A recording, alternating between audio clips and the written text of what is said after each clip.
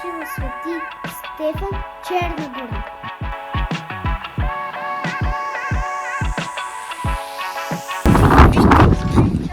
Какво ни очаква пред нас?